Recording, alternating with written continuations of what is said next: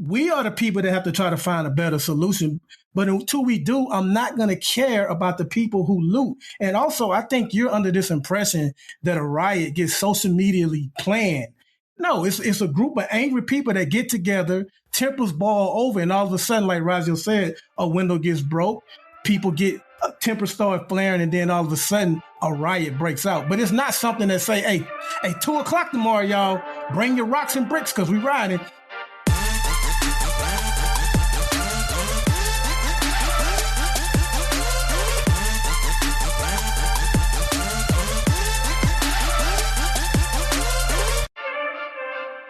What up? It's Three Brothers No Sense.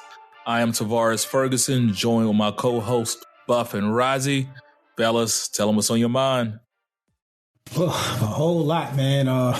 Social media timelines are on fire everywhere, man. But I'm sure we probably get into that during the show. But I just want to ask, because I saw this about a month ago and I wasn't sure. Is Jeff Bezos a trillionaire now? Is that true? Yeah, actually, since the market went back up, he went back up. Trillionaire. Wow. Yeah. Okay. That's all I got. I mean, he can thank my wife for some of that money, but wow, that's wild to me, man. Shoosh. Yeah. I actually, that's what I was going to kind of talk about. Is all the new investors out there. I'm seeing all these investing sites and groups pop up and everything. And a lot of novice investors are talking about how they're just making a whole lot of money in the market right now. I just want to say, don't be fooled by this market and that you made money in this. One, the market right now is just out of whack. What it's doing versus what the underlying signals are telling investors. Just it's not doing the actual thing that most professional investors would say, okay, I need to be investing. And this big run up that we had over the last 3 months after we had that big drop from COVID is totally outside of the normal realm. And so if you just started in the last couple of months investing and you made a good bit of money, don't think that that's how the market works, and don't think that you're going to keep making money like that. And so I'm throwing a red flag warning you guys that these big rewards that you got, that's great. It's a little bit of luck. It's a little bit of skill. You gotta pick them right, because there are stuff that there's still stocks that are losing, but just make sure that you don't lose the farm. Don't go big. Don't keep doubling down, because the market's going to turn eventually, and we never know when that's going to happen. And so I don't want you guys losing a whole bunch because you started small, you made a good bit of money, and then you go in real hard in 2-3 months, and then there's a huge downturn. So just be careful is all I'm saying, and make sure you play your bets where you're ready for a downturn, and you can get out, or at least you hedge your bets a little bit so that when that downturn comes, you're ready for it. So is this a crypto all over again? Almost. Yeah. The market is inflating. You got to think about it like this. We are at a 25% unemployment, over $1 trillion deficit, $23 trillion in debt by the United States. Companies are losing money. They're not hitting their goal estimates. They're off by 30-40%. Some companies have lost revenue almost 50% to or 100%, some companies, but most companies on average have lost about 50% of their revenue over the last 2 to 3 months. Earnings reports next quarter are going to be horrible. So, and all of that, and then we're at record high stock prices. That doesn't make sense. That's what I mean by when you look at the price to everybody's earnings over the last 2-3 quarters, it doesn't make sense. And I understand the stock market looks forward. And so what they're anticipating is a quick recovery. People are going to go back out, start spending. Everything's going to be hunky dory. And Trump says June 1st. We know that's not going to happen, but even over the next quarter or two. But most economists are talking about we're not going to be back to normal for 2021, 2022. It's going to take that long for us to get back to our normal spending habits. I know we look at us, even if they open up, we're not going to just be like, oh yeah, let me just go back to my normal day to day like I normally been doing. Like we just aren't. My job is basically like you're at home through the end of the year, probably the end of next year. So that's less gas that I got to do. I'm not eating out as much. Like there are things that a lot of people are their new normals of working from home and companies seeing that people can work from home. That's going to change a lot of the dynamics there. So it's not going to be this V-shaped recovery, as they call it, this quick recovery. That's not going to happen. So a recession is being signaled anyway, just because of the debt and everything that we've had. Like, and also after every Republican in the last 35 years, we've had a recession anyway. So it's going to come. It's just a matter of when. So I'm just saying, be careful. I don't want anybody to lose the farm. I don't want anybody to go all in on their little side stock thing that they're doing. And then they end up losing their entire savings and stuff like that because they went all in. So just be careful. So do I need to pull my money out now, or? I will never tell you to pull it out. The same way, like I think last time, right as the market was going down, you guys were asking that, and I was like, I don't want to be the one to tell you to pull it out because it can come back up and that's exactly what happened. So I don't want to be like, oh yeah, pull it out. What I'm telling you is just watch and be very, very watchful. The market ended up down today. It's Thursday as we record. The market was down today, but it may bump back up tomorrow. So I think it's going to stay up for a little while, but it's probably not going to go much higher, and it's going to be a downturn, in my opinion, over the next month or two. You'll start seeing a little bit of it as earnings reports come out. You'll see a little drop, and then I think second quarter earnings, everybody already kind of know they're bad, but we're opening back up in third quarter. So I think third quarter earnings, when they come out in the middle of fourth quarter, that's when you'll start seeing a big downturn, because people are going to see that V-shaped recovery is not happening. It's not a quick recovery. And so then it'll, people are going to, I think there's going to be a little bit of panic. So just be really, really watchful in the third quarter, middle of fourth quarter. I think for me, that's when it's going to start. The Dow and the S&P finished up today, didn't it? Or did it tank the last couple of hours? Because it tanked the last couple of hours. Okay. It wasn't down much. I think it was down like 100 points. Right, when I looked at my account earlier today, because I'm still in recovery mode. I invested right before everything happened, and so a week into COVID, my portfolio looked like crap. I made the majority of my gains back, so I'm not too worried, and I'm in it for the long haul. So, but still have to pay attention to certain signs and stuff like that. So, for me, what I really want to talk about is Byron's homeboy, Donald Trump, and 45. Yeah, good old 45. And what was his executive order he signed today? Oh yeah, he got mad at social media. About Twitter? He got mad at social media. Like that is hypocrisy at its best. Yeah. Well, that's what he is. That's what he is. The guy that always demands an apology, never apologizes. The guy that never wants to be held accountable, wants to hold everybody else accountable. That's who he is. Yeah, that just had me like, and it was so quick. Like, so they pissed him off, Monday or Tuesday? He signed executive order Thursday? He's big mad. Yeah. Yeah. But also with that, the executive order that he signed really doesn't do much, because there's already a law in the books. Yeah.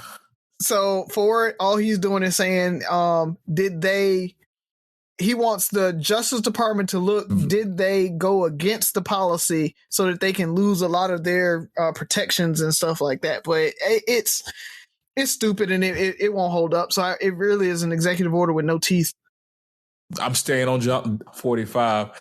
What do you think about his tweets somewhat condoning the recent shootings? Shootings?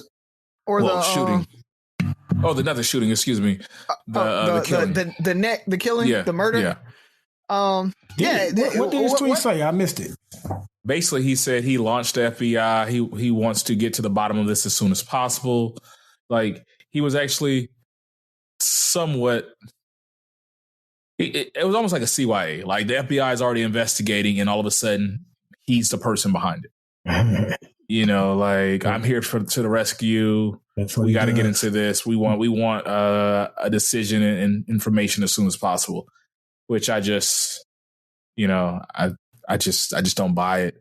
And his outrage, I guess that's him. That's him mad. But I've seen him get more upset on less serious issues on Twitter before. So that really has little to no weight for me. And there was one more thing he did this week. I don't know if it's one more thing, but I know Joe Biden, he passed that gas on that interview though. He just let it rip. Allegedly. It was a wet one too. So that's all I got about Trump. But Razi, you said you had something to say about Joe? Yeah, man. I'm cool with him just letting it rip on TV like that. Like, I think we need more politicians that, just be like, own it. And if I was an old dude that like was on there with him, I probably would have called him out. I was like, that was yeah. I don't care if it was live. I would have made a joke about it. Like, that's the thing. It happens, man. I'm way too sophomore to ignore it. I would have had to say something. Yeah. Exactly. Hilarious. Good old Uncle Joe. Yeah, and your girl Klobuchar is in some had some heat brought onto her too. So I want to see how that pans out. Did she lose her place as one of the front runners now? I missed a lot. What the hell did she do? Well, they said she failed to prosecute the officer in the killing. Oh yeah, he did something in 2008, right?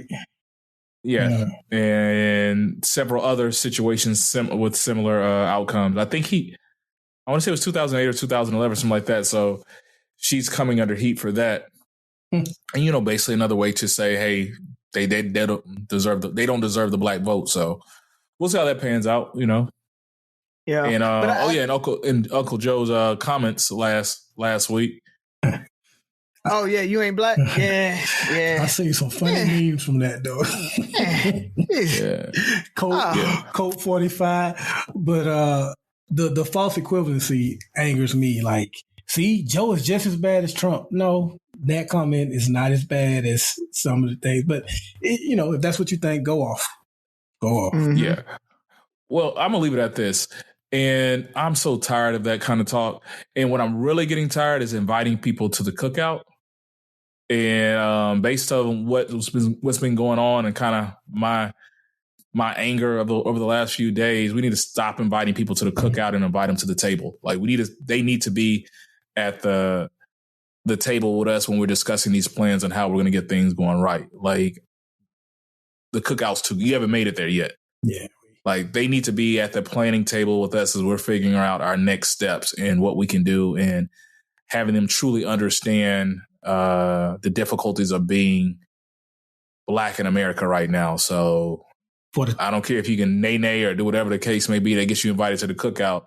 If you're not actively helping and challenging others in your circle that look like you, then don't worry about the cookout. Just drop a dish off. You can't stay and eat though. Yeah, man. Come to the table. The cookout, that's a cookout. That's a celebration. We haven't made it there yet. I don't know if I want no food from them. They can bring like sodas and desserts and stuff. Like some Faygo peach or something like man. that. Yeah. Okay. Ain't no cookout. The cups and plates. Ain't no cookout, man. Ain't no cookout. You deep. But along those lines, though, I do want to say, and I made a post about it. This underscores the importance of voting local and getting somebody in that will enforce these things. Because the thing is, Michigan passed the law that, or Minnesota passed the law that said that cops had to intervene if they saw another cop using excessive force. And so that's why the other 3 cops were fired along with the one that actually did the murder. So those things are important, man. Like I talked about making sure that you have a DA that actually understands you and that empathizes with you and that supports us and our community, like, you have to vote local, and you got to put somebody in there that's going to do that. And if you don't, then you have to understand what the outcome's going to be. Yeah. And I'm at that point where I'm not only we're doing local stuff, and I'm going to talk about it later on, but we need to figure out who's really with us. You know, if you're not with us, you're against us. That's kind of my stance right now. And we made a post on our platform, and I shared it also on my personal page. And it showed a picture of the officer standing by that didn't, quote unquote, kill the young man, but they were there. So to me, white silence is just as deadly as having a knee on the neck. And that's the problem. We have so many people who feel like they're not part of the problem. I'm not the one out here killing people. I'm not the one out here voting for Trump. I'm not doing this. But your silence is deafening, and it's becoming deadly. So to me, that was a perfect example of white silence at its best. Could any of those other three officers have stopped this? Would this not be an issue if somebody else would have stood up? Yes, they didn't put their knee on this person's neck, but they might as well have, because they allowed it. And that is my stance now and moving forward. So we have to kind of push more of that change and open dialogue, like making people feel uncomfortable having that conversation. So you heard a lot more of angry Ferg today on the podcast. So anything else, fellas? Nah, we good. Well, let's go ahead and pay some bills.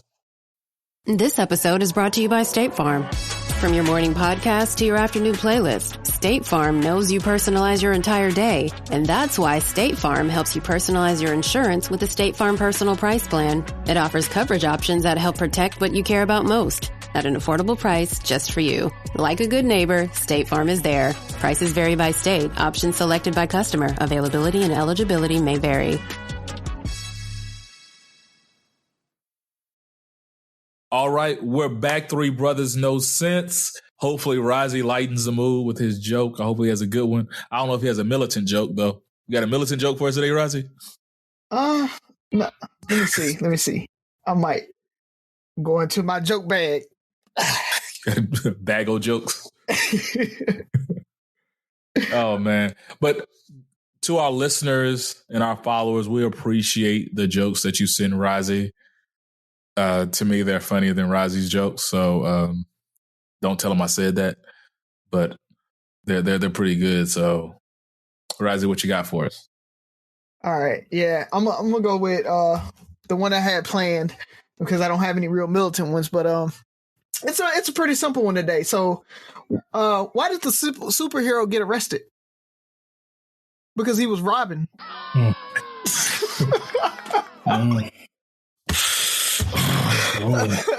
You know, but it's hard to get mad because the kangaroo one, it was bad, but it was good.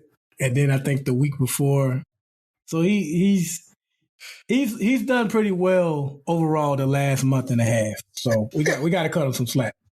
Don't tell me that one was a good one. I snickered real hard when Sophia brought that one to me. So I'm telling you, man, Sophie's my ghostwriter.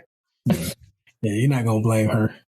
You ain't about to throw my goddaughter under the bus, right? Well, y'all ain't not laughing at me. Y'all are actually not laughing at Sophie. So you ain't gonna throw that guilt trip on me. Yeah. Matter of fact, next week Sophie's asking it. Sophie's bringing a joke, and that's what I want to see. My money's on Sophie. He gave us a twofer last week too. Matter of fact, so yeah, the antibody one was a big hit. I was surprised with that one. That was pretty good. Yeah. So. Well done, Razi. Well done, bro. Thank you. You get a participation ribbon from me. I can't give you well done. So this. My question today is a little. I don't know if it might be a little controversial because I think some people get upset about it. So first of all, let me start with my disclaimer.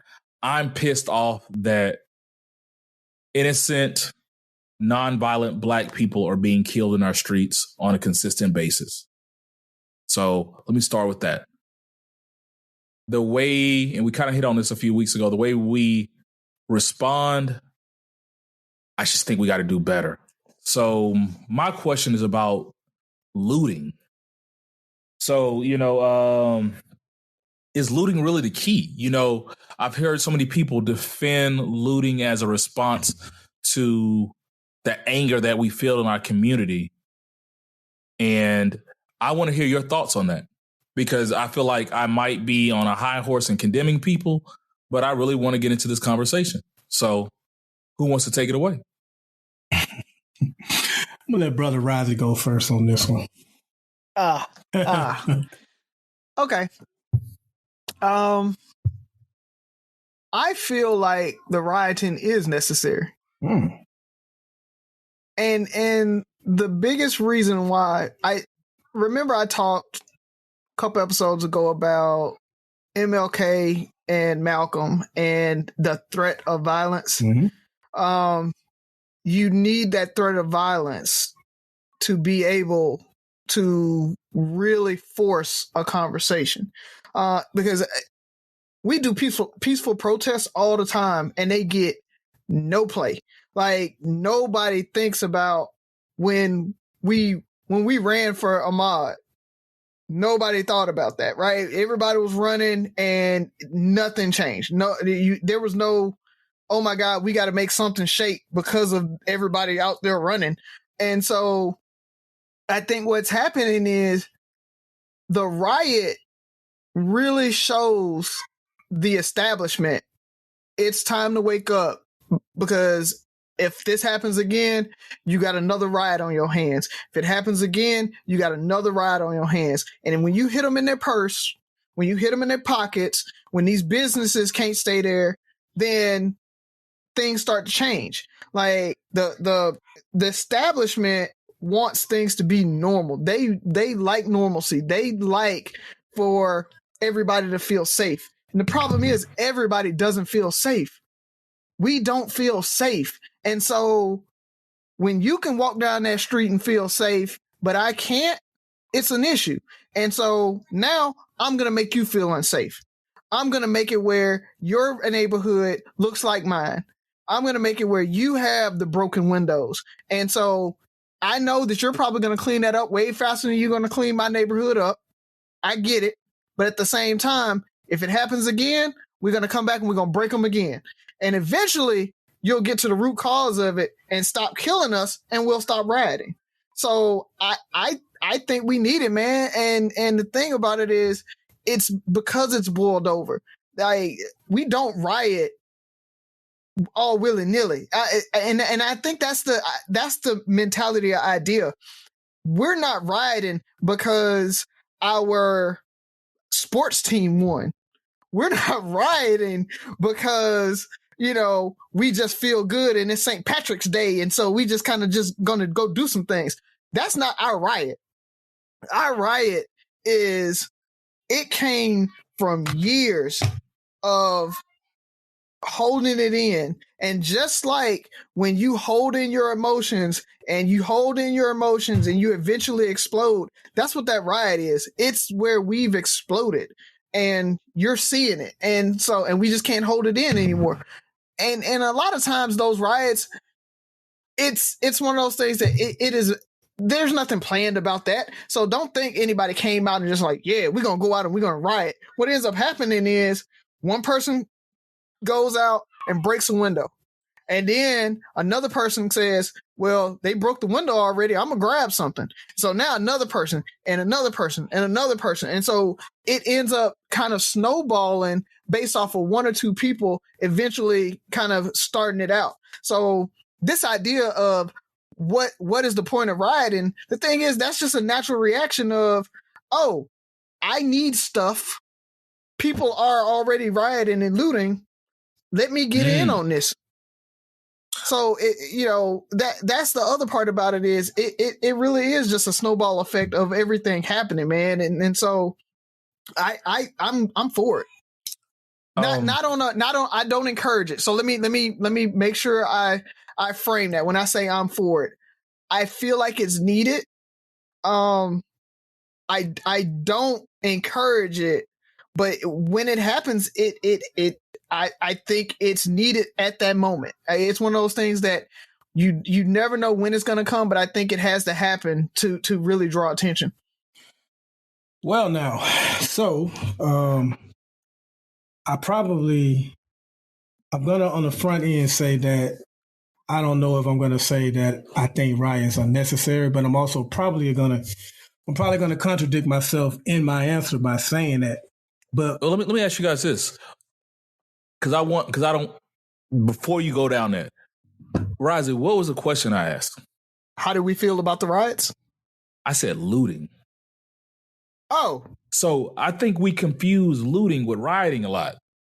Like we think, oh, we're rioting, let's loot. So I just wanted to make sure I kind of distinguish that. But we can come back and we can come back and visit that. Buff, go. I talked a little about how the looting ends up starting at the based end, on that. At the very end. At the so end. I want to go with that. Let's.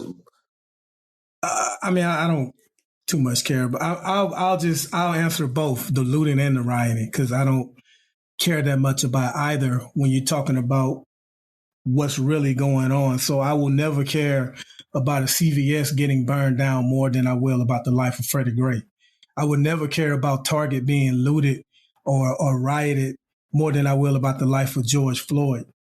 I kind of like what Orazio said in the sense that when he says we need it, I kind of co-sign it a little bit. I know I said I don't want to say that, but it will motivate leaders and mayors to say, hey, man, look, we can't be having this. So when an officer does do something like this, they're going to do everything in their power to make sure that officer is fired and prosecuted, because the reason why you see a lot of this anger is because so many times Amber Geiger, George Zimmerman, I know he wasn't a police officer, but it's all in the same scope.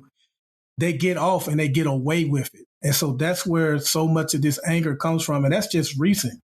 We have decades and centuries of this in this country where white people get away with killing black people and that they don't matter whatsoever. So when I think about riots and stuff, Tupac fans probably have seen this interview over and over again, but he has an interview where he's saying, well, look, you have all these policies where you starve us and you leave us broke.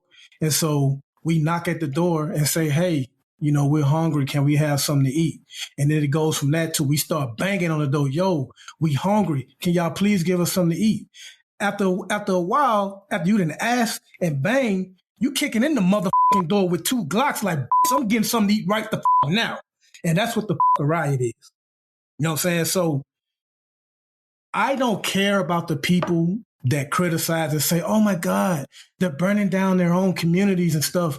Oh my God, what about the jobs for those people at Target? I don't care about people who say that because those are the same people that don't want to give them a raise beyond minimum wage.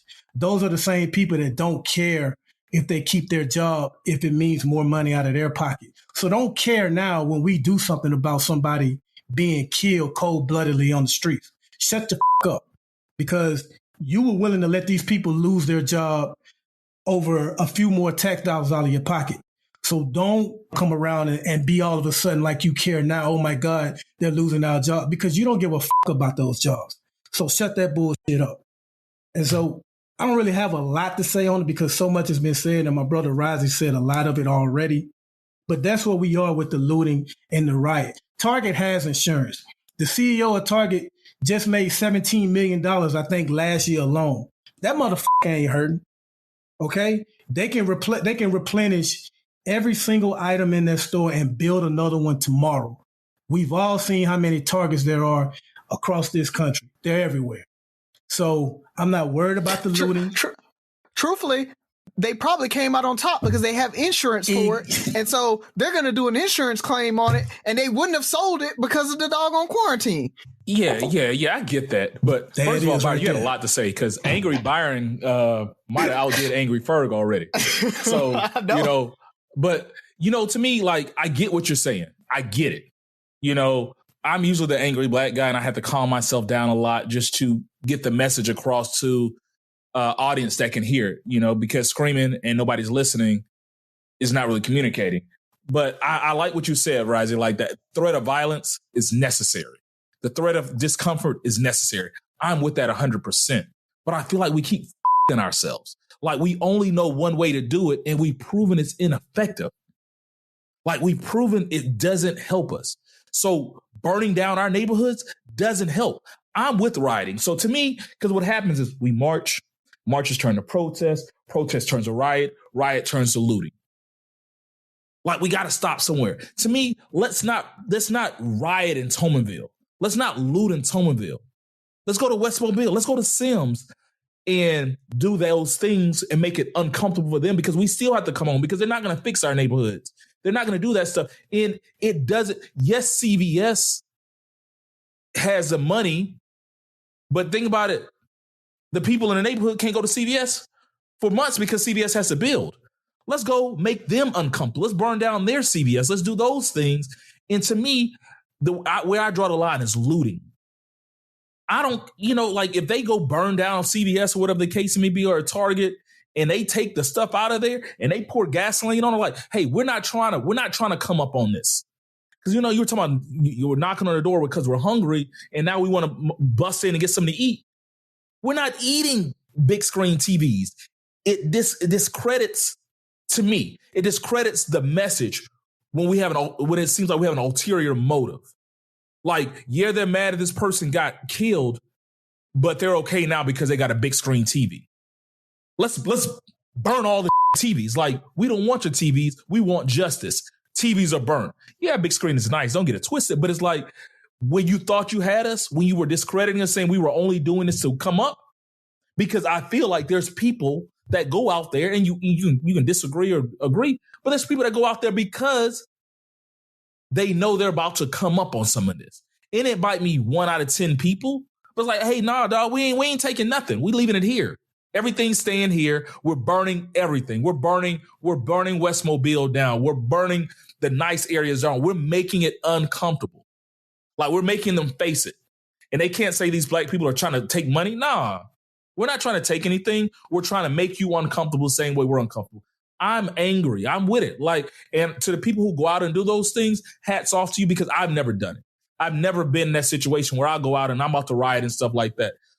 And I definitely haven't looted, but I think that's where we lose it. And so a comparison that was made today, I saw was like, it's like going to school, getting mad at the teacher, and coming home, f***ing up your house.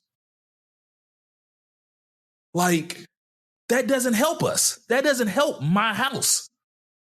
Like, if Sophie went to school today, got mad at the teacher, and came home and messed up the house, what does that prove?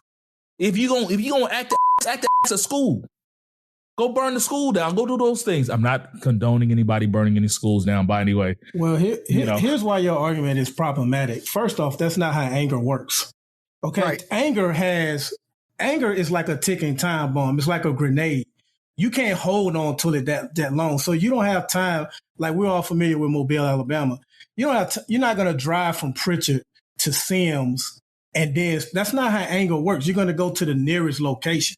Okay. And the Tupac analogy wasn't literally like, no, you can't eat a TV, but you can sell that TV and get money. But it wasn't necessarily specifically for like rioting and looting. It was more so on crime. But I'm just telling you, I was using that analogy to explain how rage and how anger works, and how you get frustrated at a system that fucks you over time and time again. So again, I got to reiterate, don't care about the looting. But it's ineffective. I don't. But we've been rioting and looting for years, decades. All like, just because that's not how anger works. Kids get angry all the time. We have to figure out a better way.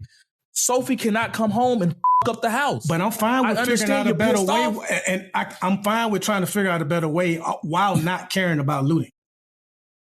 To me, looting's where we fuck ourselves. How we looting fuck? is the thing.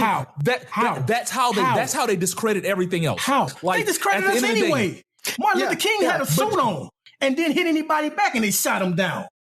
People have 9 to 5 honest jobs that never committed a crime. They still shoot them down. So how? At the end of the day, when you're saying they're two different things, Ferg. We're not gonna affect change from a riot. So then why are we doing it? So what's the point? Then what's the point? The point is to put eyes on you. So and truthfully, do what? We're making excuses. No, put eyes and do what? You're confusing. If people are planning a riot, Which that's not how it works. No, if, like Byron says, that anger boils up and a riot like comes, but it's not like people in the background at the house like, man, we about to go riot. Like what ends up happening is, like you talked about, a march turns to a protest turns into a march. It's like it's a snowball that happens, but that happens. That's a single instance that gets eyes on there. We know how this shit happen. If we already know how it's going to happen, like they say tomorrow, we're meeting and doing a march for insert black person here. We meet up, we make signs, we plan for the shit. The shit turns to a freaking riot. We do, but not every time. So you're saying like every protest turns into a riot. That's not how the Baltimore riots happen at all. Let's go. Like that's not how the Baltimore riots happen at all. If there's a chance of this turning into a protest, let's go where if it goes down, it's going down to the right spot. We're going down. Hey, if it's going down. I mean, it's about to go down to Ferguson was in downtown Ferguson. Baltimore was in downtown Baltimore. And I'm with it. Let's go to those areas. But then I think what happens, and my biggest problem once again is I could say looting and location. Stop fucking up our neighborhoods because it doesn't help us at all. Two, I understand the frustration with looting, and I understand, like you said it, Razi. Somebody broke a window, then somebody else breaks a window. It's like, oh, there's a TV. Let me get it. Now it's not about Freddie Gray anymore. You keep saying fucking up our neighborhood. Who's lost their home from riots? They're burning down businesses, and nobody's burning down their homes. But it's still our neighborhoods. It's like you still those are just corporations that you can't. And a lot of times you got to think it's the locality, bro. Like the thing is, like Pritchard.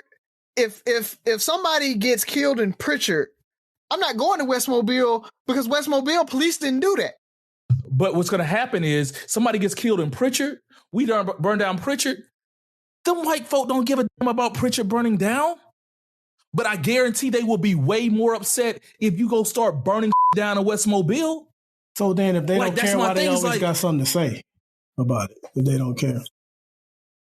It's they're upset, but they're not uncomfortable. We're the people that wake up the next morning. I look at Do the Right Thing. They woke up the next morning and they're picking up pieces and the neighborhood there's parts of the neighborhood that can't function anymore. Like that CVS that grandma goes to get her medicine at, her prescription at, burnt down. Now she got to drive to Westmobile to go get her medication. Make that white lady needs to get her prescription in Westmobile, drive to Tomanville to get her medication because there's no. You're describing terrorism. I just want you to throw that. I just want to throw that out there. No, but I'm saying that's what's called an insurgency. I'm my civil affairs hat going on at this point. You're trying to scare populations to change. And that is the difference of a spontaneous riot and a planned terrorism insurgency. So, let's call a spade a spade. If that's what you're saying. Threat of violence. What happened to a threat of violence? You were just talking about the threat of violence 10 minutes ago. But it wasn't premeditated. There's a difference. That doesn't make other people uncomfortable. They are not uncomfortable when you ride in Tomanville. They're not uncomfortable when you ride in Tomanville or Pritchard. But it does not affect them. But we don't need every white person to be threatened by that. All we need is for the leaders to be threatened by and say, you know what, let me finish. And we need them to be threatened by it to where they say, hey, this isn't going to happen again. That's why you had the mayor in Minnesota push for that officer to be fired right away. That doesn't usually happen. They usually get put on administrative leave, like the guy that choked out Eric Garner. And then a whole process has to take place. So I'm just telling you, you're not going to get you can go to Westmobile and burn this down or burn that down. That's not how racism works. They still not going to care, bro. And again, that's not how anger works. You're not I don't know what exactly you're asking for or criticizing other than looting, which again, I don't care when we're talking about a life.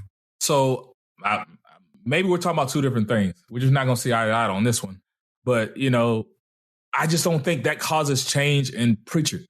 Nobody cares about change in Pritchard, the people that powers that be. But it is what it is, West Mobile don't care about changes in Pritchard. I don't care what happens. Because it's not affecting them. If you burn down something in West Mobile, they're not going to be like, "Hey, we need to go fix Pritchard so they don't come burn our stuff." Like the tax that's not how taxation works. So they're not Mobile isn't sending their tax dollars to Pritchard for nothing. So all they're going to do is they're going to beef up their police. So now we're not going to be able to go in there, and we're actually might end up getting killed more often when we go to Mobile, because now they're going to increase their police presence to make sure that we don't come over there. That's how it happens. So they're gonna create this buffer to say don't come to West Mobile. So rioting and looting in Pritchard is the key in Tomerville. Who name one person who said that? Who said rioting is the key? I'm just saying, like, I'm asking you who said that. No, I'm that's my assumption, because what I haven't heard one benefit of that in our neighborhoods. And what I'm besides you release some anger, and what I'm retorting to you is I'm all for finding a better solution while not caring about who loots what. But why would you find a better solution if you don't care? Like, if we don't care, because the people who are looting aren't going to try to find people like you, who you said you never looted or rioted. We are the people that have to try to find a better solution. But until we do, I'm not going to care about the people who loot. And also, I think you're under this impression that a riot gets social medially planned. No, it's a group of angry people that get together, tempers boil over, and all of a sudden, like Razi said, a window gets broke, people get tempers start flaring, and then all of a sudden a riot breaks out. But it's not something that say, hey, 2:00 tomorrow, y'all, bring your rocks and bricks because we riding. That's not how it happened in Baltimore, man. And I already told you how this stuff happened. It starts with this: we're going to march on the Capitol. And then it turns to a friendly protest. And then it turns into this riot. It don't even happen like that most of the time. It just happens. It's not planned, bro. It just happens. They do. It's Mookie walking down the street and throwing a brick, like, and then for Ferguson, you saw Facebook groups that said, "Hey, we're gonna meet up in Ferguson and start riding." That's what you saw. But if you go and guarantee, there's like where people are meeting in Ferguson at the police precinct at 5:00 on Friday. Bro, we get we get that for the Capitol all the time. We're gonna have 10,000 people show up, and you know what happens? 5 people show up. True riots are not planned. It's anger that happens spontaneously, man. Okay, we can agree on that. I'm telling you exactly. I'm giving you real life incidents on how it happened. I'm telling you how it happens at the Capitol. I'm telling you how it happened in Baltimore. Okay, kids were getting off of that train. Police officers were already lined up. They started getting into it with the officers. One of them started throwing a brick. One of the officers started getting over aggressive, and all of a sudden, you got more and more people showing up for a riot. That was no social media group that said, "Hey, let's meet up and start rioting." That's not how it happened. I didn't say they said let's meet up and start rioting. You say we're gonna start marching and all that. That's not how it happens. Okay.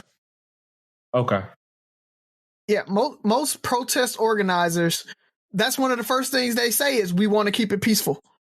Yes. This is a peaceful protest. We don't want to riot. They try to control that. Like, the thing is that happens as an offshoot, and it's a minority of protests. So you can't be like, oh, every protest rolls into a riot, or every time we protest, we might riot, so let's protest only in areas. Most protests revolve around the area that it happened. We're going to the Capitol building. We're going to a police station. We're going to somewhere to draw attention to the thing that happened.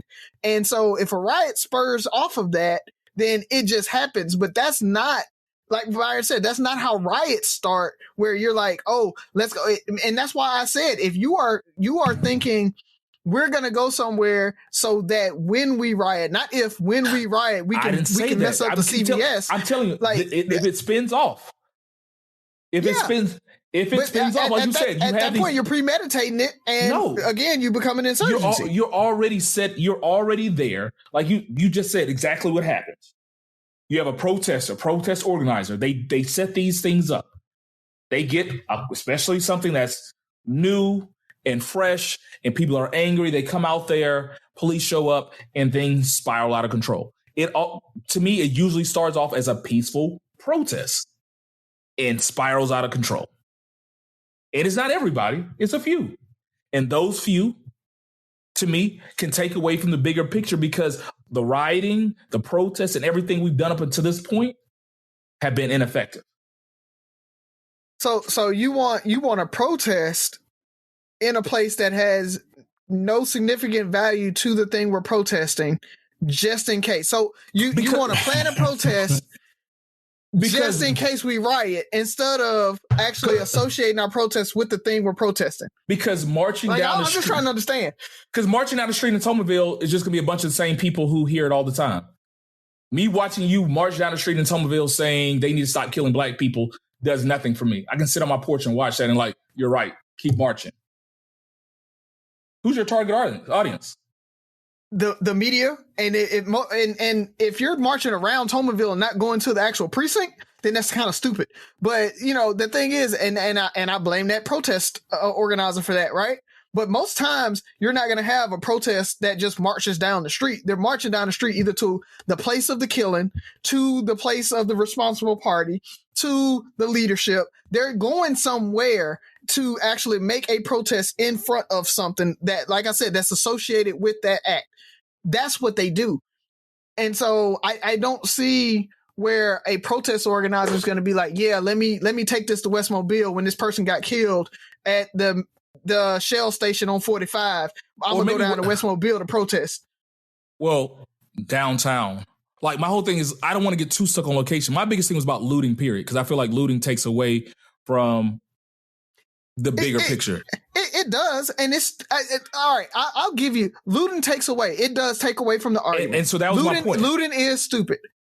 It's not going to stop because everybody doesn't have the emotional intelligence. Everybody can't control their emotions or their anger enough. And some people just want to make that come up if they can. So all of those people there, you're not going to be able to stop that. Because the people that are rioting aren't the conscientious like people that actually can stop it. The protest organizers aren't the ones that actually are like us, aren't the ones that's rioting. So those people are down there marching. Those are your MLKs. And those folks that's like, you know what? I'm throwing a chair, girl, I'm mad. Those are your Malcolm X's. And you need those every once in a while, bruh. If you don't have those every once in a while, you're not going to get the play that you need on that peaceful protest side. Did I say not throw a chair? My biggest thing is I'm tired of burning down our neighborhoods and fucking up our neighborhoods. And I feel like looting. Because looting, if you look up the definition of looting, is stealing usually that's occurs during a riot. Like, I don't have a problem with riots. Yeah. Huh? I don't have a problem. That is the definition of looting. I don't have a problem with riots. My thing is when you steal and you take away and it's like, oh, they weren't really that mad. They were trying to come up. And whatever your rationale is, we already have an ineffective method. And then it doesn't need that many things to poke a hole in why this is ineffective. You're like, well, they can't really be that mad. They walked away with a big screen. So, they're over it. And then our neighborhoods are still messed up. So I just don't know why you think looting or not looting is going to make that big of a difference. If they didn't look, they're true racist people are going to always find a reason to not care and make excuses for it. So all this defending you're doing of looting, I just don't get it. So like you said, we just agree to disagree because even if there wasn't any looting, they would find something like, do you not know how a racist mind thinks? Like, they're going to discredit the riot in general. They discredit the protest. So let alone forget the looting for a second. They're already making excuses for the officer that was kneeling on their brother's neck. You think you're going to get through to those people from not looting? Exactly. The thing about it is you don't need to give them any other fuel to the fire. You continue to give them fuel to the fire. They're always going to have fuel, brother. They're always going to have fuel. So let's give them more fuel. It's not about giving them more fuel. It's about not caring about something as insignificant as looting. They're always going to find a reason. We keep bringing up Martin Luther King in this conversation. He is beloved now. Do you know what they said about him when he was alive? I know. Exactly. So what makes you think you're going to get through to these people, man? Yeah. And even with MLK never called out the rioters. He tried to calm them, but he never looked at them with disdain because he knew that anger was swelling up and it had to be released, or it was going to be released. That peaceful man was called a racial agitator. Have I said bottle up your anger? Like, we're defending, like, well, if you're going to be out there rioting, you might as well loot. Nope. Like, nope. That's a lie. That's not what we said. That's exactly not what we said. Why are we defending looting? Like, my whole thing's like, go out there rioting. Because Tavares, there's no reason to break it down to you as simply as I can. You're going to have looting. At every protest, every riot, you're going to have bad apples that show up. You're going to have it. Point blank, period. We're not saying you should be looting. What I'm saying is I don't give a about the looting because lives are being lost.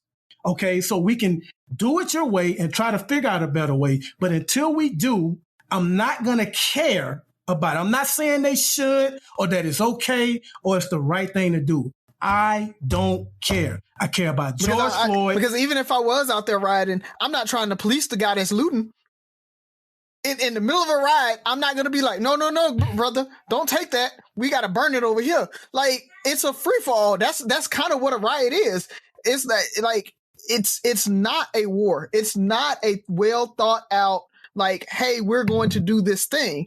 It literally is free for all. Do what you want to do. Some people are going to be breaking stuff. Some people are going to be burning stuff. Some people are going to be stealing stuff. That's what a riot is. It's all of that combined together. So you can't start and throw in looting. That's why it has a separate definition. Looting is not rioting. Looting can come with rioting, but we'll spend all day on this. I mean, yeah. But you can parse that, but I'm saying is literally it comes along with it. The definition is that occurs when rioting. So, like, it's not looting and rioting aren't the same thing. Rioting is rioting. Looting is looting. Yes or no? They are different, Ferg. Yes, they are different. Also, by definition. Also, looting is bad, by the way. Yeah, looting is bad. Is that the name of the episode? I think so. Next subject.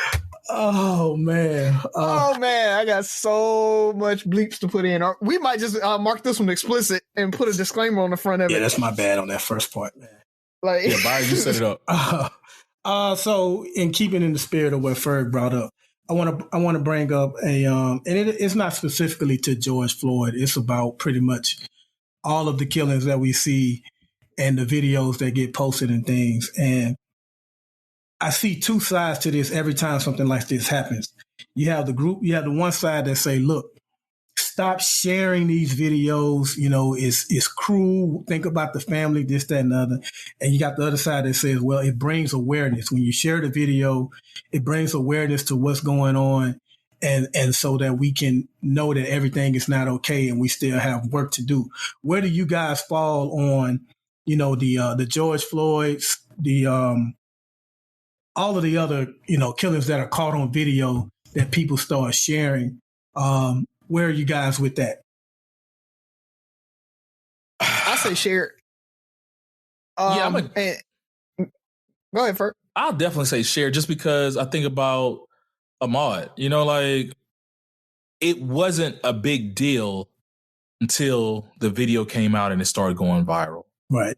I challenge everybody to Google shootings in their city, police shootings in their city, and there's plenty within the last 6 months. Mm-hmm. But if it doesn't go viral, if it doesn't get media attention or whatever the case may be, it gets swept under the rug. Yeah. And so it's a catch-22 because I do want to respect the family. Another part, I think it's almost, I call it mental warfare, because as much as we share it, I think it hurts us mentally too, because it's like another knife to the heart. It's like, man, I can't believe somebody else got shot. I can't believe somebody else died senselessly. Like, when I was talking to my guys the other day, I'm like, we always talk about police brutality, and we literally had 2 civilians gun a man down the street. So now I have to expand the story from police brutality to, I don't even know how to word it, being scared of all white men in trucks or whatever. I don't know what to tell you. And now it's, they don't even have to shoot you. You still can't breathe. It's like, it's so many different things that we have to discuss. So it's respect the family. I don't know if it's just hurting us too, because it's just constantly reminding us. And I don't know if you guys feel hopeless and helpless after watching these videos or seeing all the memes and the posts throughout the week or whatever the case may be, but it wears on you. And I don't know if it's helping us as much as we think, because I feel like it's hurting us as well. So I'm just going to go back to, what started the civil rights movement? Was it the video? It was the picture of Emmett Till. Yeah. So that's what this is. They don't understand because they don't live it. Like they don't feel it. And until they see how often it happens, they won't understand. And so I think the videos is what's starting to show. Like, this isn't new to us. Like, we knew this was happening 10, 15, 20 years ago. Like, as Black boys growing up, we knew this. As Black families, we had this talk. Mm-hmm. Like, our parents and our parents' parents had the talk with their kids. Like, it happens, and it's been happening. The videos is what's causing society to see that it's happening. So if we stop sharing it, it gets swept under the rug again. Now it becomes anecdotal. It's, oh, I know somebody that it happened to. My friend's friend happened to.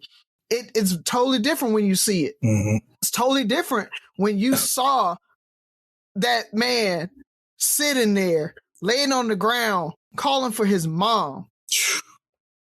Like when you see that, bruh, like I tear up now by just thinking about that. And so some of them, like Byron said, the minds of racists, and not even just racist, because some people aren't racist. What they are apologists. I'd maybe put it there. Those people you might not sway, but if you get one more person to come over and become an ally from that, every time we share, if 1% more starts to understand, that's what's going to get us there. That's what's going to get police reform, justice reform. Like, we have to keep it in their face, bro. Because if we don't, they're going to forget about us again. And that's my challenge, though, is how many people are we turning? Because how many videos have we seen? Oof. And it's almost like, yeah, this is the one. There's no way they can get away with this one. Right. Like, it's right there. He's screaming. They're seeing him choking, saying, I can't breathe. Oh, he walked. Mm. If this, a lot of us already think this is going to have the same turnout. Like, you see it. Yeah, you converted one white person, which is good. We need allies. We need more people. We need more people on our side, because we're still the minority. And to cause change, you have to be part of the majority. Have to have the majority vote. But at what cost? So I got a part two to this question too. So I'm gonna answer this first part quick. I'll just say I understand both sides, because I think sharing the video, it does bring awareness, because sometimes people are living in a bubble and they don't have an idea of what's really going on. They may hear bits and pieces about it here and there, but then they may hear the opposite argument, like, well, he was a criminal, or he was a thug, and in their mind, they're like, okay, well, then I guess it was justified. So I think you stand a chance to reach those type of people, but I also understand the people that are against sharing it. And what I would say to you guys is just, when something like a George Floyd happens, just avoid social media, because watching too much of these type of videos can bring you down. It can literally depress you and have you give you all type of negative feelings that you don't need in your life. And I get that. I try not to watch every time it happens, to be honest. I really do. So I get that. But the second part of the question I want to ask you guys is, it does kind of seem like, and this isn't people that's just sharing the video, this is with like the media. The media seems like they don't have a problem with showing Black bodies being killed. Like they'll give you the disclaimer before they show the video.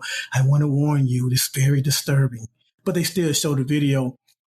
the few times it happens to white people, it seems like they'll say it's too graphic. We can't show you, and they'll just describe it. Have you guys felt that way at all? Is that something you have thought about? Am I wrong about that? I have, and that's part of the reason I was talking about the mental warfare. Like it's so, there's so many things that subconsciously happen to us. You're seeing another Black person laying dead on the street. It's not even a picture. It's his last moments. When is the last time you watched a white person die in real life on camera? We see this. This is our norm. We have seen people take their last breath. Yes, now this white lady understands and sees what's happening to Black people, but man, how many Black kids just saw this man die? You know, Scarface, I never seen a man cry till I seen that man die. We live that. We live it all the day. I can't even watch the videos anymore. I've seen people die in person being a soldier, being a medic in the war. This stuff has that same effect on me watching it on a video. And it just keeps picking away at us. And I get it. Like, we got to share, we got to make them aware, but at the same time, I think it's killing us inside. And, you know, maybe they'll repost it and say that's messed up, but, you know, are they going to do something about it? You know, because hell, a lot of us don't do anything about it. So what do we expect them to do? Yeah. But at the end of the day, they saw this Black man die. That's sad. That's messed up. You saw the Black man die. Man, that could have been me. Man, that could have been Razi. Man, that could have been like, and you see it, and it's killing us inside. So, I mean, it is. Angry Ferg's off. I'm done. Razi, you got some? It's on me. Yeah. Yeah. No, you didn't answer the second part. It is on me. Yeah. What was the second question? I'm sorry, y'all. Basically, have you noticed that the media is okay with showing Black death versus white death? Yeah. I do. I have seen it. I mean, I've noticed it, and we talk about unfair media coverage in so many things, and this is just one more of them. It's the same thing with how they portray the deceased, right? It's the same way when the cop kills the person. I don't care if they are a straight A student and everything. They're going to pull up the time that they got caught shoplifting from the convenience store at 6 years old. They stole that Snickers bar. Like, they're going to find something to smear the person. Whereas if it's a white victim, they were all-American, you know, a great player. Man, you got, what was his name? Brock. They do that for Brock white killers. They do that for white killers too. Yeah, like Brock raped a girl behind the bar, you know, next to the dumpster.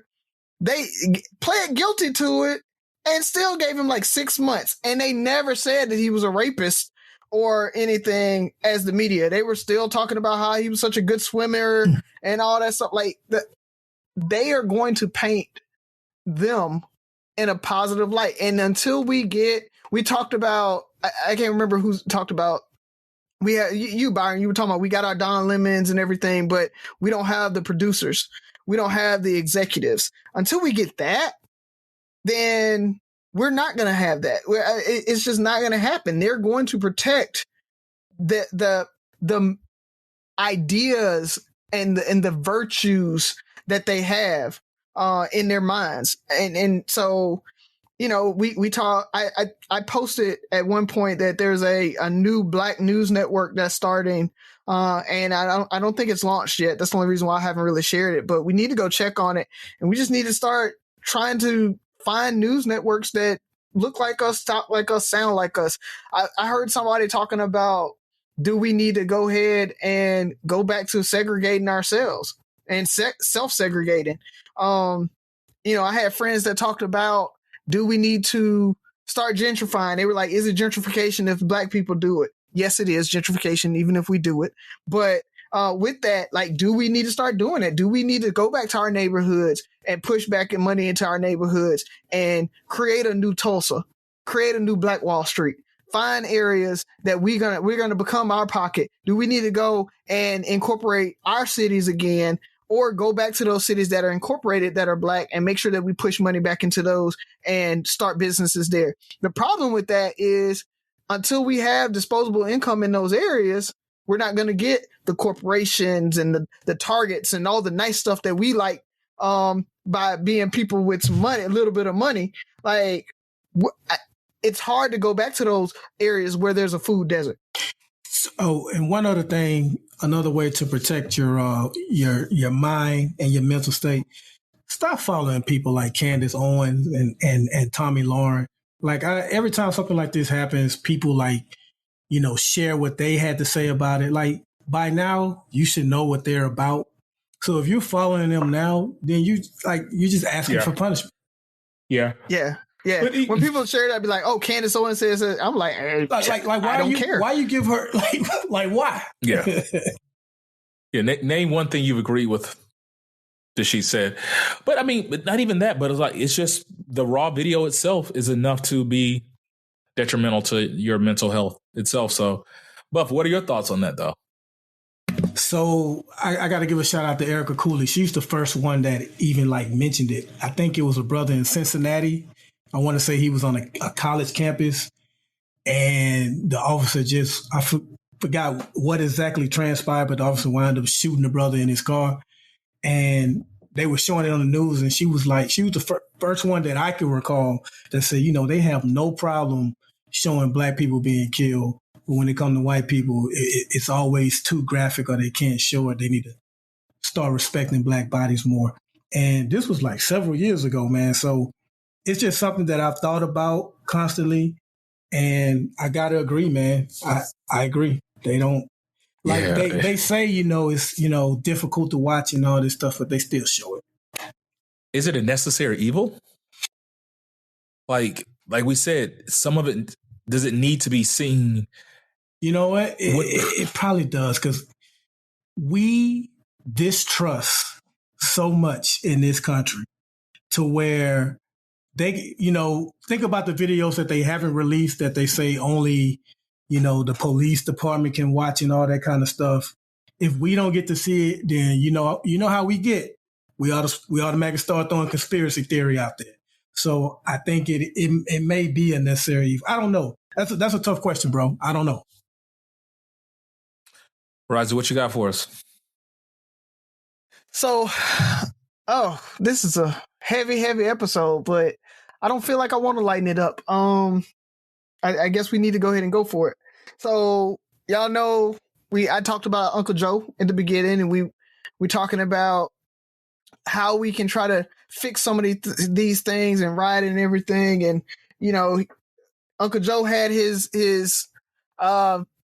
interview with Charlamagne, the God, Angela Gee. God dang, Charlamagne. Yeah, Charlamagne the God. And so Charlamagne, after the interview, when Joe was like, if you don't vote for me, you ain't Black. Charlamagne came back and was talking about this whole hold the vote. And so there's a new hashtag out right now called # hold the vote. And they're basically talking about how Black people vote for Democrats. I think it's 70-80% of Black people vote for it. So they pretty much know that they got our vote in the bag. And so since they don't tailor their platform to us because they pretty much take our vote for granted. So I want you guys' opinion on # holding the vote. Do you think we can actually create a voting block that would change somebody's platform? Because Republican or Democrat, any other platform does not care. It does not matter to me because it's not viable on a national stage. So can us holding the vote change the either or one of the platforms? Well, I think my answer is going to be shorter than yours because you're the political expert, Buff. So I think, first of all, I need you to say hashtag, not Pound sign. Pound sign. Oh yeah. That's step one. Step two. But hold on. I'm not up to date on pop culture, so I didn't know. Part of me was like, did they switch it back to pound sign? So if they have, my bad. If that's still cool to say. But step it's two, hashtag. I'm just old. But step two, I think so. But I think we're too far in this political process, this election, to try to make that strategic move as a collective. And the stakes are so high because what is the default? We already know what 45 is going to do. Worst case scenario, we get stuck with him. We get stuck with Biden. Like, what are our real options? I think we need to start implementing that on a local level. Because once again, I think the local level is what affects us the most and where we can be the most active and start spreading our political wings and making a difference. Because as you said at the beginning of the show, the DA and all those people and the mayor are the people that we need to have in our corner before we get Trump or Biden on our side. So, man, people are going to roll their eyes at me this episode. So our last episode was called This Too is Because of Slavery. I'm going to change it up a little bit and say this too has a lot to do with racism. And I say that because you're not going to get either party to completely cater to what we need and what we want and what we deserve without offending white people. And so until we eradicate, like we're never probably going to totally get rid of racism, but until we really put a dent in it, then the Democrat Party is going to only give us but so much just to get us to try to come out and vote. But at the end of the day, I don't think any party is going to dedicate themselves to the black vote, because anytime anything seems like it's helping black people, people criticize it. So like when we get handouts, it's called welfare. When they get handouts, it's like it's applauded. It's like, okay, that's what it's was a needed. Stimulus. There you go. It's a stimulus. So, like our first explosive topic, when we riot, we're a bunch of thugs and whatever the case. When they riot because the Detroit Red Wings won the Stanley Cup, that's acceptable. It gets shown on Sports Center. Oh, look how happy these white people are. They're celebrating. Sports enthusiasts. There you go. Revelers. So I say all that to say that, racism has a lot to do with it, because as many people know by now, the Republican Party used to be the party of black people. And then, people felt like, hey, they're catering too much to them and everything flipped. Republicans started catering more to Dixiecrats and Southern white people. And the Democrats say, okay, well, let's scoop up these black votes or whatever. It made Strom Thurmond switch parties. So until we address racism, we're not going to have a political party that dedicates themselves to us. And I also agree with Ferg, too, that if that, say I'm wrong and that's what we want to do, it's certainly too late to do it in this political cycle. And so what you're going to have at the end of the day is you're going to have other people picking leaders that are going to dictate how your life goes without you having any say-so whatsoever. And that doesn't make a lot of sense to me. Yeah, I think that makes sense in your primaries when you're picking a candidate that has a platform that may align to you. But once it gets to the general election, we're not a large enough voting block to really make a change in that general election, unless we literally all 14% of us say we are going to vote and we're going to vote for the other guy, unless you actually say you're going to do this thing. That's not going to happen, because the other part about this is Black America is not a monolith.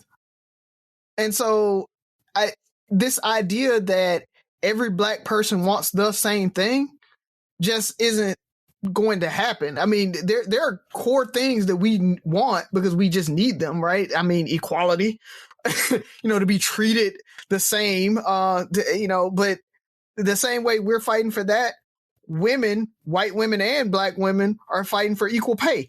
You know what I mean? So it's everybody's going to have to fight for something, and everybody needs a bump. So to say we want an entire platform, it's outside the realm of possibility, because we don't have a large enough voting block to form an entire platform around us.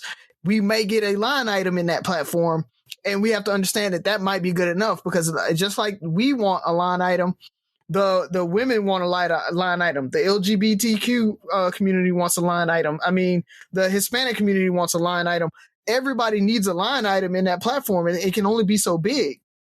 And like you said, Byron, when when they start to considerably affect us and say that they're going to affect us positively, for some reason, again, going back to your racist, they feel like they're losing in that. And I'm going to be the realist and say they are. That's true. The thing about it is, I mean, these folks, I've seen these ideas about, oh, it's not pie. Equality is not pie. It is pie. It definitely 100% is pie. There is a finite amount of resources, and for us to say we want more of it, somebody else is going to get less. If we want that job, somebody's not getting it. And so when that whole they're taking our jobs thing, we can say they're not, but they, as in us minorities, are taking those jobs. Every job that especially every professional job that a black person gets is one less job that a white person would have got 20, 30 years ago. Let's be honest about that. So, you know, we have to understand that they're going to push back and they're going to fight back, because they are losing things. And we got to understand that.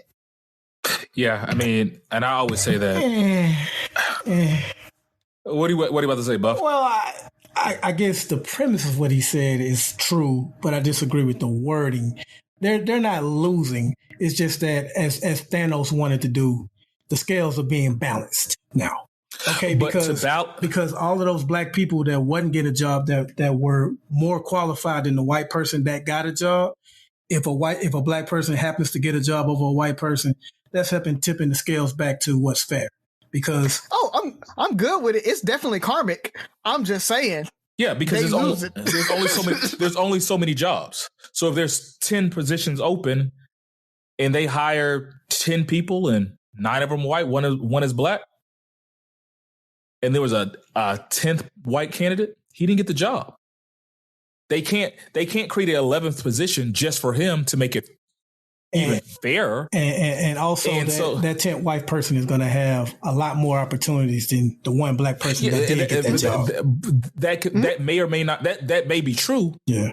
Or that is true, but at the same time, they get their job. So I always compare it to finances. So I'd say you have a company that has a budget of $200,000 to spend on their 2 employees. Razi is the white guy. He makes $125,000 a year. Byron makes $75,000. And I have the bright idea, like, you know what? I've been unfair this whole time. Byron, you deserve the same amount Razi deserves. I can't pay both of y'all $125,000. So, Razi, I'm going to need you to take that $25,000 you have and give it to Byron to be fair. Razi, are you giving that $25,000 up? Kicking and screaming. They will not replace us. Yeah. even if Razi ain't giving up. but think about it. Even in best case scenario, Byron, Razi, you know what? You're right. I shouldn't take your $25,000. I'm just gonna find another $50,000 and give Byron a $50,000 raise. Razi, you're in HR. What happens when I give Byron a $50,000 raise? What are you thinking? I get an EEOC complaint because you deserve what? About how I unfairly gave him a $50,000 raise and didn't give me one. Like that's what we're gonna hear. That is, even though you're level setting I'm losing in my mind because they gave out raises and I didn't get one. That's racism in a nutshell. It's if you give something to one person to help them along, and I'm not getting a part of it. Oh, now it's reverse racism. So you're always helping these black people, you know? I need money. I got kids. I got all this stuff. So it's I get it. We got to find a way to change it. I see why they fight against it. But, it's almost a moral thing. Like until people just realize that immorally and the setbacks that other people have and the advantages they have that is only fair, is never going to be a change. And there's always going to be pushback. Because until you can get them to actually admit white privilege, they're never going to give it up. Because they don't even see that they have the privilege. Mm-hmm. So that's why it feels like to them they're super losing. It's not just a moral, hey, I'm trying to balance the scales. It's I'm losing because they don't see the privilege already. So they're like, oh no, I'm not. My scale isn't on a better. I'm not on a better playing field than them. And so anything to help us get to that level playing field, they're like, oh no, they're trying to get them to advance before us. Yeah. So, well, I mean, you guys, the whole job scenario thing holds some truth to it, but a lot of the other things, I don't think, like, again, when we get a handout, how it's viewed versus when they get one. But great perspective that you brought up there. So, all good. All right, fellas. Well, it's almost that time. I don't know if they're going to say we're angry. I'm pretty sure I'm going to have a lot of people upset with Ferg this episode. Nah, they don't. So be it. I think you guys get mad at me every episode anyway, so it is what it is. But it's that time to take it on home, fellas. What's on your mind? Let's close it on out. All right, so first off, let me apologize for all the profanity at the beginning of the show, not just to Razi, who edits the show, but to the listeners, because you guys trust us to not, talk that way. We want to be a podcast that you can listen to in front of your kids. So I do apologize for that. Second, we started off the show with talking about money, and, we talked about some deep, serious stuff throughout the show. So I want to kind of bring it back to money. And Razi, you can comment on if this is like a right or wrong move. But, for those of you that are considering your kids' future and their financial status, you may have opened up a savings account. And we all know savings accounts, they don't keep up with inflation. So, sometimes it can be argued that you're losing money with money just sitting in a savings account. I got the bright idea of opening up a brokerage account for my daughter. It's in her name, social security number. I'm the custodian of it.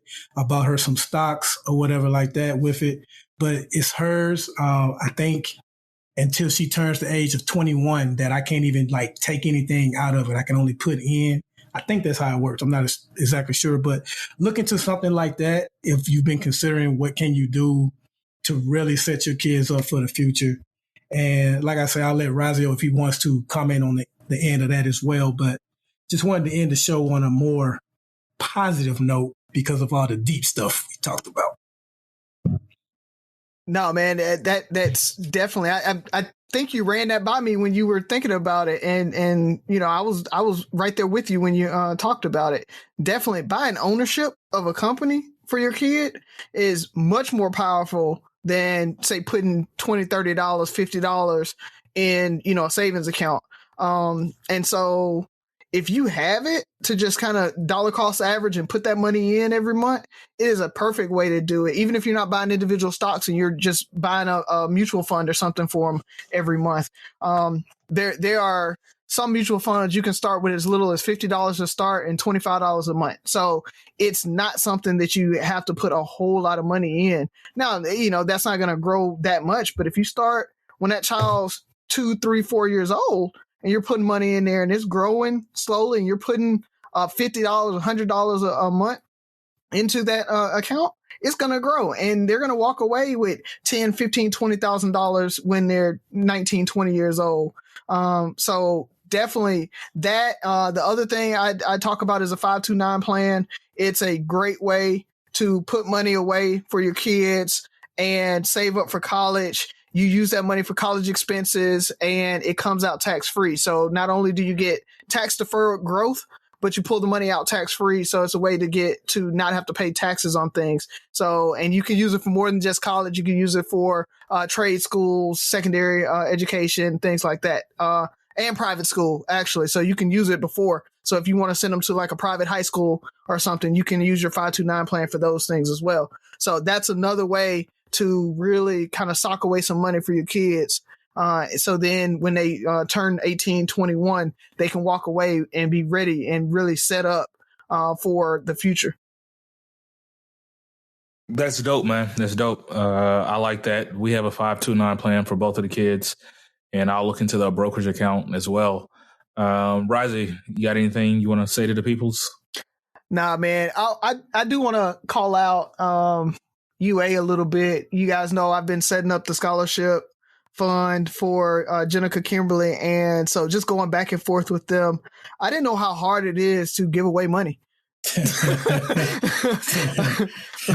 But setting up a scholarship and really making sure that it's going to go to the people you want it to go to is actually really difficult, and I was surprised at that. So if you want the school to administer it. So I've been going back and forth, and that's what's taking so long. So I just wanted to bring it up for the listeners to make sure I'm still working on it. So I haven't forgot. I haven't taken the money that you guys sent. That's still sitting there waiting to go into the scholarship. And hopefully we'll have the memorandum of agreement finished up, and within the next month or so, it'll be ready to go. And I can actually announce that it's ready. And then anybody who wants to continue to contribute and things like that can.